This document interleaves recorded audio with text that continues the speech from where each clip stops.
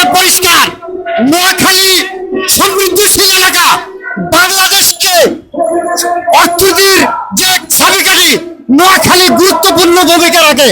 আমরা অবশ্যই নোয়াখালী বিভাগ চাই, নোয়াখালী দ্রুতগামী ট্রেন চাই, নন স্টপ ট্রেন চাই।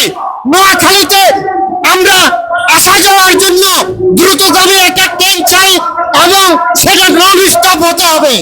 এটা থামিয়ে থামিয়ে চলবে না।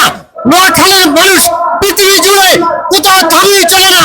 তার দ্রুতগামীর মানুষ এবং ব্যবসায়ী, র্যাপিড যোদ্ধা, নোয়াখালীর মানুষ সব দিকে এগিয়ে।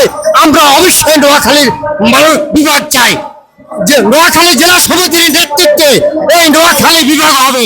চকবাজার সহ সারা নোয়াখালীর মানুষরা এখানে ঐক্যবদ্ধ হয়েছেন।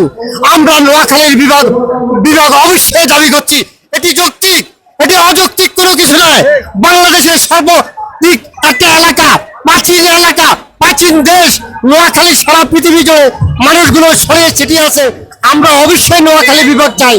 নোয়াখালী বিভাগ, নোয়াখালীর মানুষের প্রাণের দাবি, বাংলাদেশের মানুষের প্রাণের দাবি।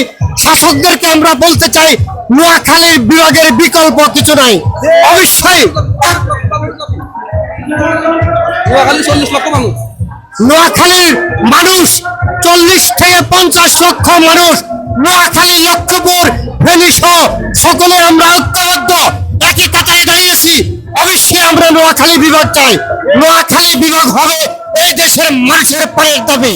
নোয়াখালীর মানুষরা দেশের অর্থনীতিকে সমৃদ্ধ করে।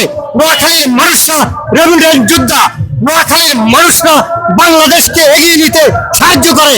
বাংলাদেশ আজকে যেখানে দাঁড়িয়েছে, নোয়াখালীর মানুষের ভূমিকা, নোয়াখালীর ব্যবসায়ীদের ভূমিকা, কর্মসংস্থানের ভূমিকা অগ্রগণ্য। আমরা সকলকে ধন্যবাদ জানাই। নোয়াখালী বিভাগ চাই।